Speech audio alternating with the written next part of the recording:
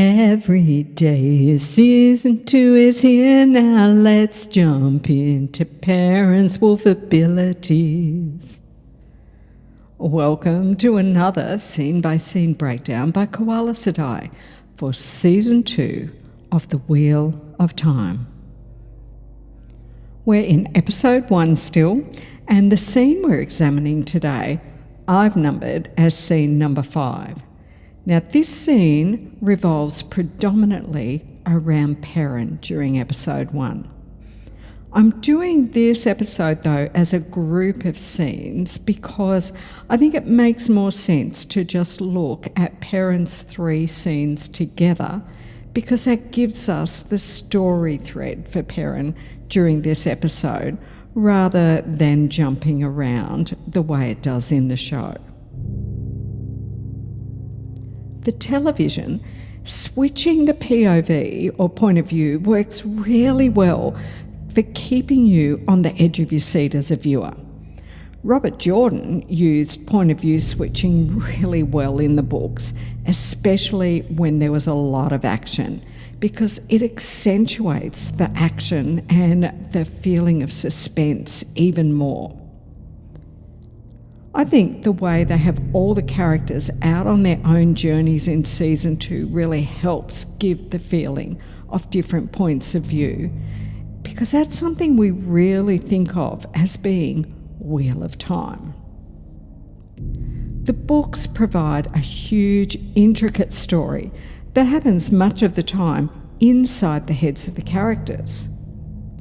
The task of adapting that into fast-paced visual television means we need strong writing and strong actors to provide so much to us in really subtle ways. What I mean by this is if the actors are too stiff or they overact the scenes, it could have looked cartoonish and very trope-like. So I'm going to call these types of scenes point of view scenes. They're not the same as being in the characters' heads the way we are in the books, and yet there is a heavy flavour of seeing what is going on through the eyes of different characters in different situations that works really well. I found the subtlety to be balanced.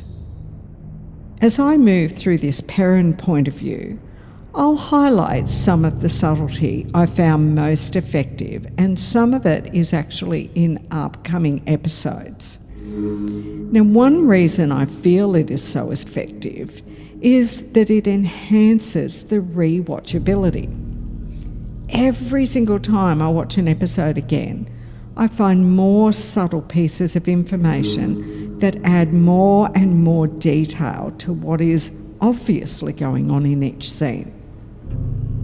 This is a true Wheel of Time trait, and I love how each time I pick up a new detail, I can realise how deliberately it was placed in the scene. When we left Perrin in season 1, he was in Faldara, and the horn had just been stolen by Fane. Loyal had been wounded, and we now just see him talking with Perrin.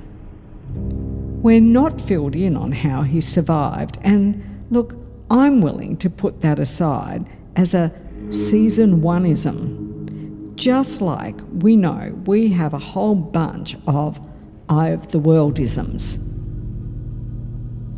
In the books, we get an exact opposite to the information from this scene, and I find I get these really fun chuckles from some of this kind of realisation when I'm watching the show. To be honest, only book nerds will get the joke, so it always makes me feel rather warm and fuzzy to be in on it. Egwene, in the books, was writing home to her mother when she could, before she was abducted by Leandrin. She had managed to get 3 letters through, but apparently she wrote more. Nynaeve also wrote 1 letter that got through. When Perrin gets back to Eamon's Field, He's stunned that it never occurred to him to write a letter and let anyone know he was okay, and Robert Jordan has Perrin feeling quite guilty about this. You get the feeling that writing a letter home had been the last thing he would have thought to do.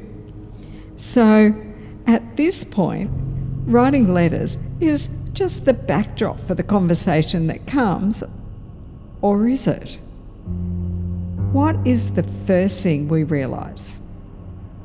We realise that Perrin is very introspective as he sits alone writing his thoughts out to send his friends. We know that book Perrin always liked to think things through. Now, if we had a scene of Perrin just sitting on a rock looking out vacantly, it would be pretty crap. Or if they made that scene Perrin sitting on a rock looking out vacantly and we could hear an inner dialogue going on in his head, it would probably look even more crap. So the fact that we see him writing, concentrating, just for seconds, it's really quite fast, but it's paused on that long enough that we understand that he is thinking quite deeply to write this. And then later on in the episode, we'll actually hear the words that he has written, and we get the reaction of 4 different people. And that was sheer brilliance, because what he was in fact actually writing there was so Perrin. Loial approaches and we get the icing on the Perrin cake as we get a little recap reminder that they all believe Rand is dead and they have no idea what happened to Matt. But the real chuckle for me came with his comment. And who knows where Matt is? I keep asking back home about him, but... So, Perrin has been writing home to the Two Rivers as well as to the girls. Honestly, the more I see of this show, the more I love the reversals of little details or situations that they give us. To me, this really makes this the same story, but another turning of the wheel, where, from a distance, we will see the same story play out and get told, but up close, there will be all kinds of subtle differences. This also brings to my mind a topic the fandom often discusses, which is, what is free will in the Wheel of Time? What we mean when we're talking about that is, if the wheel turns, ages come and pass, and they repeat over and over, do we have any true free will, any true choice? And particularly, do ta'veren have any at all? Or do we simply repeat the exact same lives over and over and have to make the same choices?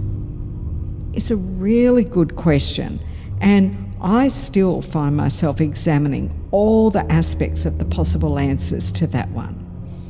Because, you know, this is the kind of philosophical question that can only be debated, not actually solved. And that's just the kind of stuff we love best. But if I pull back from that digression, I can say that what I love is that in this turning, Perrin does write home, and he even writes to the girls. So, Perrin can choose to write letters or not. There was no wheel pedantic enough to be making him a robot that simply did every single thing mechanically or without a choice. Loial lets us know that they're all heading off on the hunt for the Horn of Valier. I don't see them being branded before they go. Therefore, it would seem that this isn't always simply a way for culling peasant populations. Or is it simply that they literally know the horn exists and was stolen and that they're following the thief? I know that while I'm not a tracker or a sniffer, I thought a signal fire was a strange thing when it was first mentioned, especially when Perrin notes that Uno won't be happy. It turns out to make plenty of sense, however, as the fire wasn't a signal from the tracker, but from Fane to them. They neatly combined sniffer and tracker together for us too. For show watchers, it's probably just a neat definition. For book readers, however, it's a quick nod. Yep, we're combining these two roles and characters. Makes sense to me because we just don't have time to introduce all these different characters and talents. Elias is going to be able to have a better character arc impact than Huron would have had. Now, don't get me wrong, I enjoyed Huron enormously. I recently watched a great interview with Rafe about Season 2 at a Q&A at the New York City screening of Episode 8. If you haven't seen it, What in Colour have it on their YouTube channel, and many thanks to Shah for filming that with permission, of course. Rafe makes a statement in that interview that really struck me when he was talking about the emotional track of the characters. So Rafe says, audiences in television are connected when they're connected emotionally. The context of this conversation was actually about the arc of Ingtar, which I won't go into until episode 8, but the point really hit me in how this team are adapting the show. So now I'm rephrasing from my understanding of what Rafe was saying. I felt that what he was saying is that their task is to hit the big story points while maintaining the ability to follow the character arc of each of our main characters. And what I've taken home from this statement is that it isn't a matter of following every single small detail of each incident that happens in every chapter of every book and reproducing that faithfully. What it is about is getting the emotional impact of what's happening to each of our beloved characters moving through their arcs. Right? So it's not what happens to them, how it happens to them, it's how they are impacted. Now, I love this because as book readers, we can describe Perrin in great detail. As I talk to my show-watching friends, I find them describing Perrin with the same characteristics. If we talk about the detail of what happens to him, it would be different from book to show. But we are getting a faithful representation of Perrin, and show watchers are understanding him. We then go from this serious thought about Rand being dead, Matt missing, and all of his concerns to being on the road in amazing scenery. I love how we're now brought into the company of who Perrin is riding with, and some comedy that will come back to haunt us in the sweetest way forever. One of the first things we notice about Perrin is that he has a sword. Before the season started, there were plenty of discussions about him having a sword, and look, I just couldn't figure it out, so I decided I would just ignore it until we got the season. Because let's face it, quite often, trailers are deliberately deceiving anyway. So I figured it could wait till I'd seen what they were really going to show us. And it wasn't until I watched the whole season through that I decided I actually like the sword here at the start. we have a nice mix of hammer and axe for Perrin in Season 1, and that hasn't been forgotten. But riding out of Faldara in the company of these Shonarans, and it would seem at the kindness of them kitting him out. He has a sword for now, and it makes sense that that's what they would give him when you look at the others that he's in company with. Books of this kind often contain lots of travelling. However, this really doesn't work well on screen unless you make it really interesting. So I liked how they give us new and beautiful scenery, instantly giving us the feeling of having travelled a distance. Then they're moving at a brisk pace, then they're slowing down. We know this is the correct way. Oh, okay, maybe you didn't know. Sorry, I know because I'm a fantasy reader that this is the correct way to move as fast as possible on horseback without ruining the horse. It also gives us the feeling of action and then some time to meet the characters when they are at the walking pace. When we pan out, we see that there are 12 in this party, and out of these we have 5 named characters: Perrin, Loial, Uno, Inkta and Masema. In just seconds, we get a good dose of Uno cursing with a nice mix of what curses, real world curses, and some gorgeous humour. As book readers, we always associate just this kind of humour with Uno scenes, and yet we also get a nice little lead-in to meeting Elias. In the books, we didn't realise at this point that we were chasing Fane, nor that he was as deeply dark as he is. The entire Fane character in the books is different to how we see him portrayed this season, and that's something to talk about in a future episode. I think it's good to include Elias in this Perrin breakdown because Elias is not a main character, so I can just talk about his part in here, but we're really concentrating on Perrin.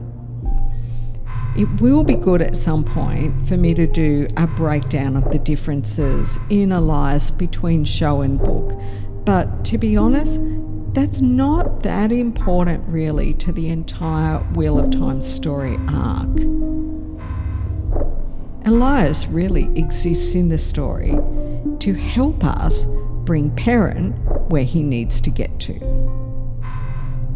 His eyes are immediately obvious because they are golden and they stay that way. And I like the way they did this because we've seen Perrin's eyes turn golden and then subside again. So this gives us an immediate visual clue that Perrin is at the start of some kind of change that Elias has completed. Uno immediately berates Elias, who is calm, collected, and only says what he feels needs to be said. This is just what we would expect from this man that we know from the books. How good is that little eye-to-eye connection between Elias and Perrin? It's like an immediate recognition, but Elias knows Perrin wants a low profile and, hey, there is important shit going on, you know. Masema says his first words: "May they shelter in the palm of the Creator." I love how we don't actually get an introduction to him. Show watchers probably don't even consciously notice him as a separate person at this point. Like, they've already met a lot of new characters in the first episode already. Whereas we all like squeal, "It's Masema!" Perrin sees a vision, and interestingly, the transcript says hallucination of what happened here. I have to admit that on my first watch, I wasn't really sure exactly what was going on here. And this is different to how things happen for Perrin in the book. And so I wasn't sure what he was seeing or what this meant on my first watch. Not only that, to some degree, it has taken me watching the entire season a couple of times and having a great conversation thread on Twitter to get me thinking right through this presentation of Perrin's wolf talents through the season.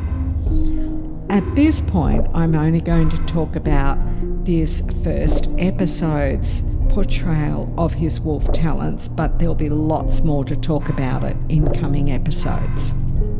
The key, of course, is his eyes turning golden just before the visions start. And did you also notice that you hear a wolf howl just before the visions begin as well? Perrin sees Fane killing a woman and a young girl fleeing. Elias knows this too, and he says a child made it out. While the wolves in the book talk to Perrin through visions, this was a little different because the wolves are conveying to him what happened here.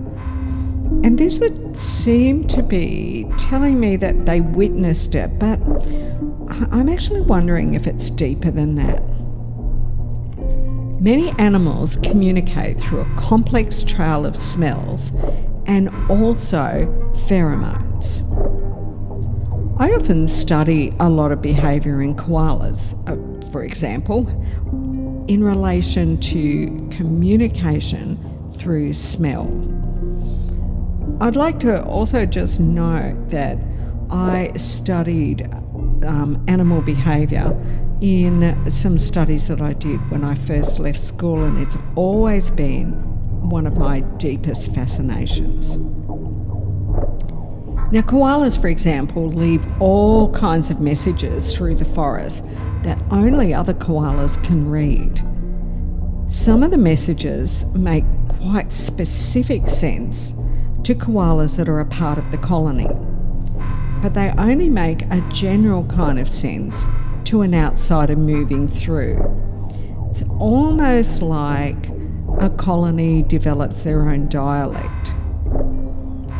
Koalas are far less socially oriented, and they're not predators. So their communication is of a very specific nature. Canines, on the other hand, are highly social predators.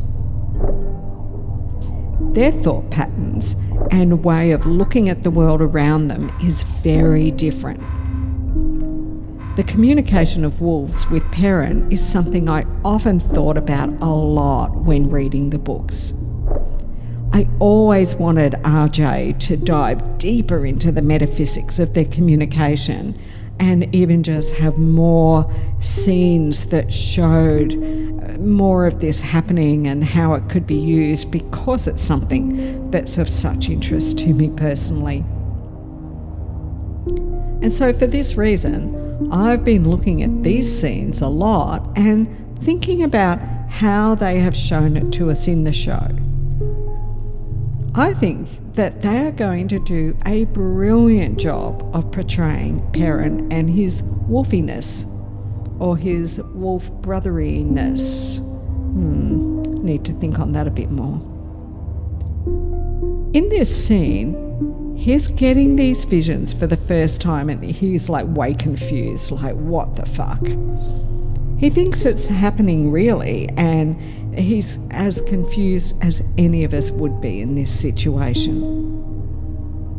But let's just try and imagine, without anthropomorphizing wolves or dogs, how they would communicate stuff to us and how we would interpret that same stuff if we received it.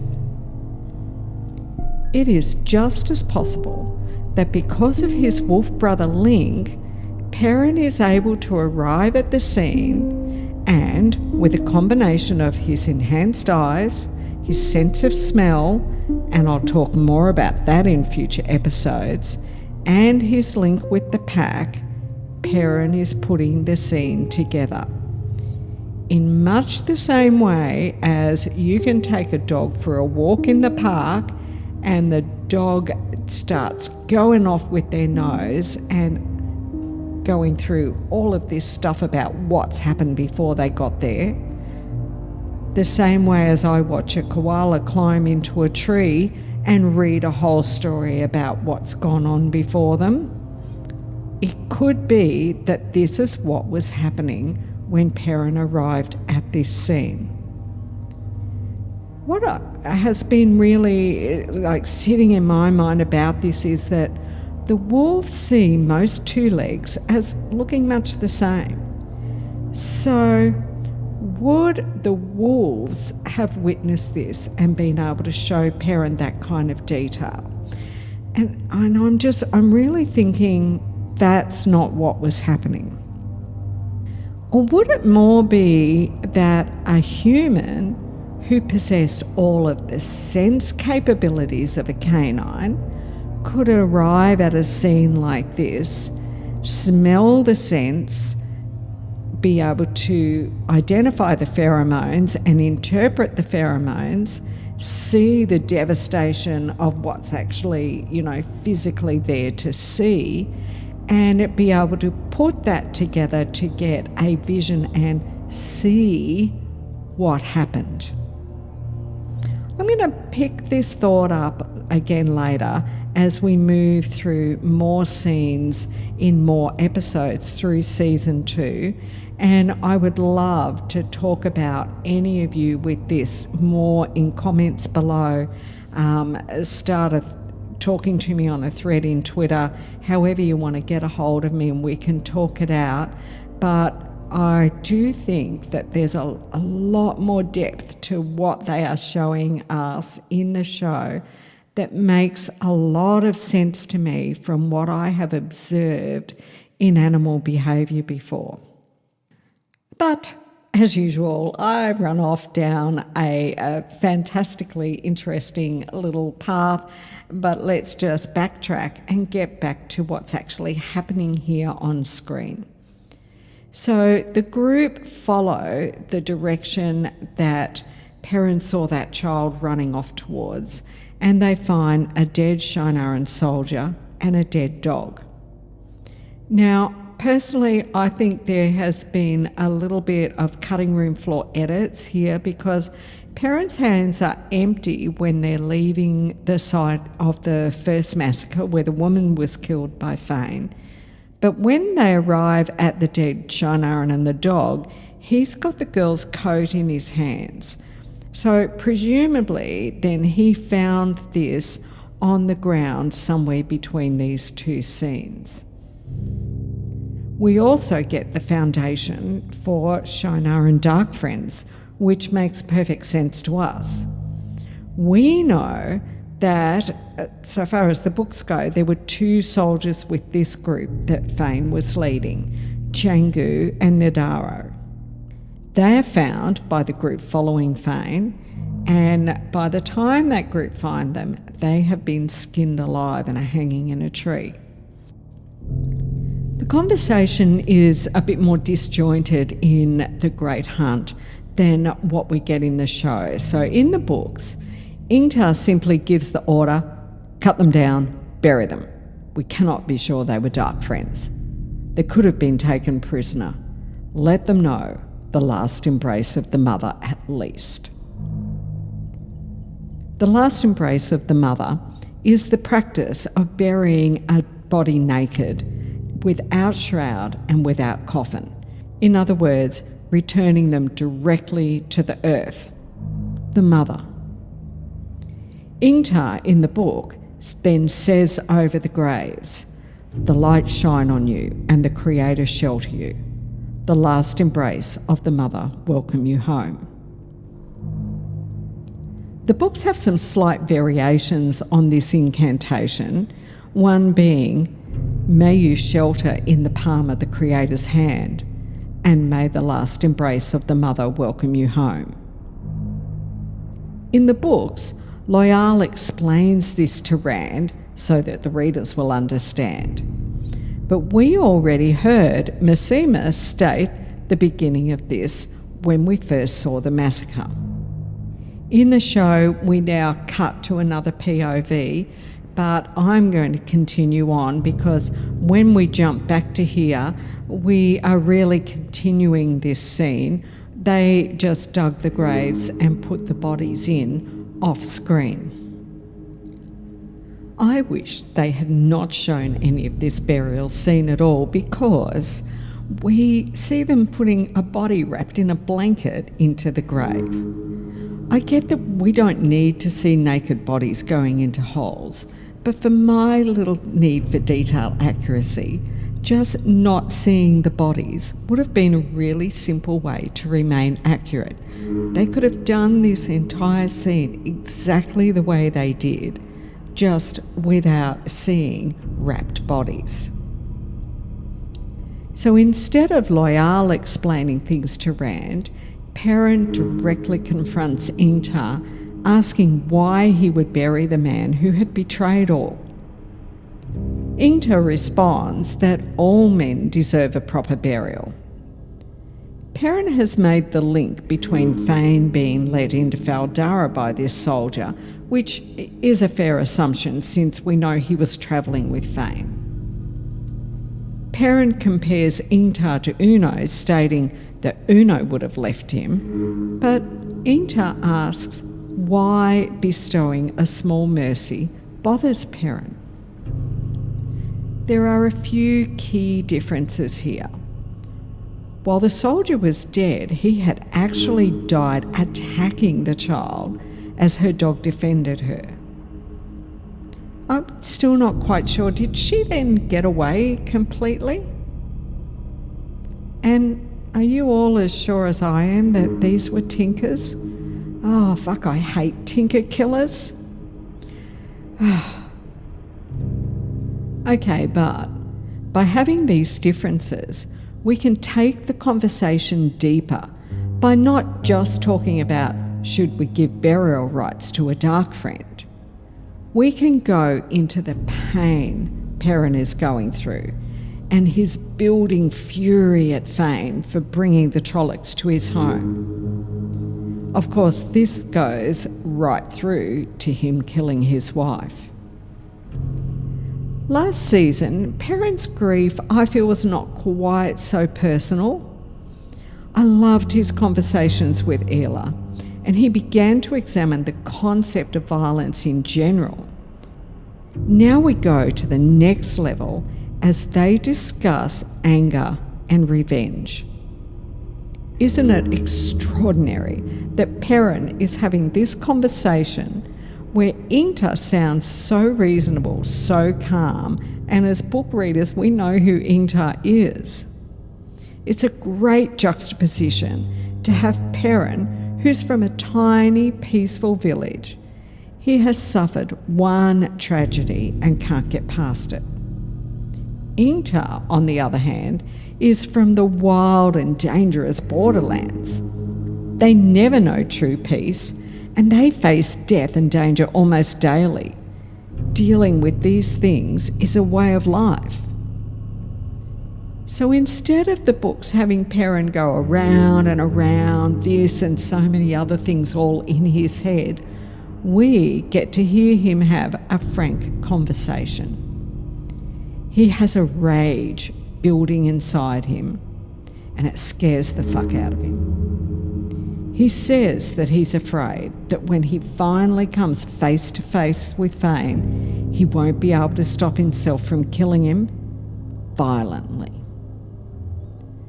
So we get that feeling because we saw Perrin not just kill his wife violently, but we saw him go into that battle rage. So we know that Perrin is afraid that that's what can happen to him again, or actually he's afraid that he is going to want to do that again. So now we hear Ingtar say something that should be surprising to anybody who doesn't know his arc. He suggests Fane may have had a reason, and it could be worth asking what that is. It's almost like Ingtar is trying to say, please understand, there's something about me too, and there is a reason I ended up this way. Oh, it brings a tear to the eye, doesn't it? In the books, this scene was not so personal for Rand and any battle he was having emotionally. I mean, he was having battles, don't get me wrong. But in the book, the scene was actually more about what Thane had done than it was about what Rand was going through, or in this case, what Perrin was going through. The final Perrin scene, is such a heart-wrenching scene. Perrin has made a Beltane lantern for Layla. He places his wedding band on the little raft, and you can see several moments of contemplation, and he removes the band and puts it back on. Perrin has actually made 2 lanterns.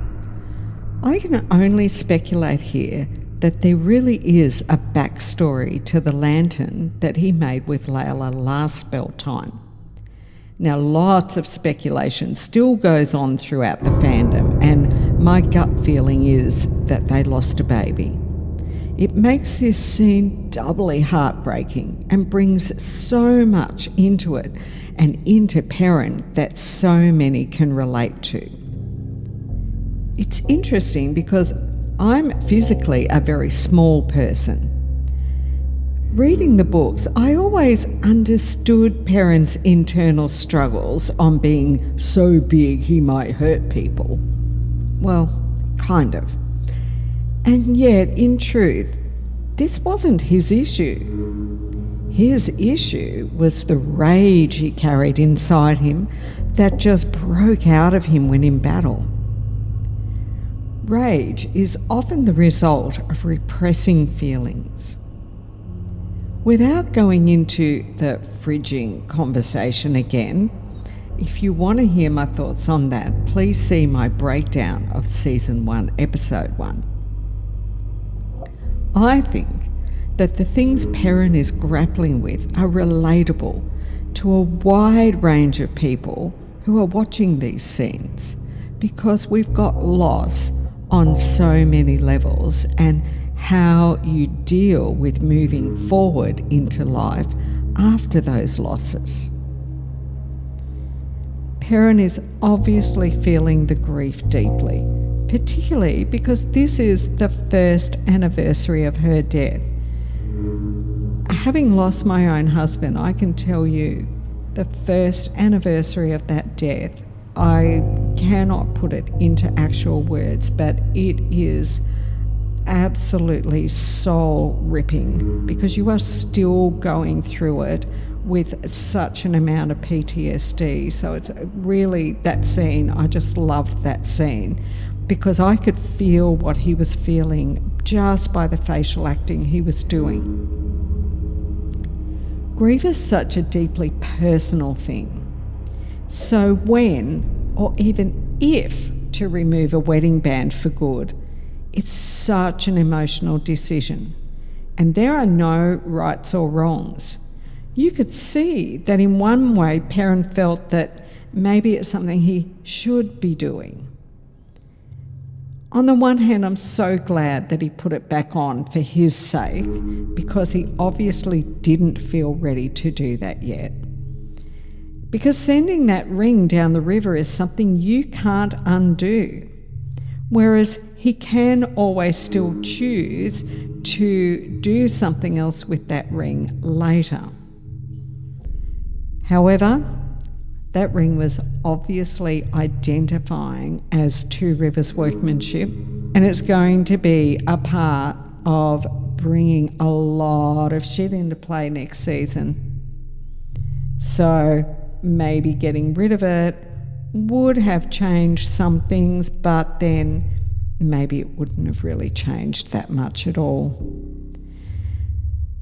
Well, this wasn't even half of what I probably could have broken down out of Perrin's arc, but still, it's a lot of me rambling on. I do hope that you've enjoyed this breakdown on Perrin. He's a character that I really, really like. I mean, he annoys me at times. I don't always agree with him, but he's a character I really, really like. So, did I miss anything? Is there something you notice going on in all of that that either harps back to, reflects on, or is a flip on something that happened in the books? I'd love to know anything else that you can see in this. Please also take a moment to like, subscribe, share, and comment away. I love hearing your thoughts. I'll be back with more as soon as I can.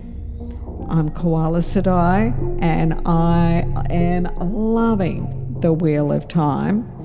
So I'm going to go and watch some more of it and think some more and nerd out with all of my WAF family. Thanks for watching.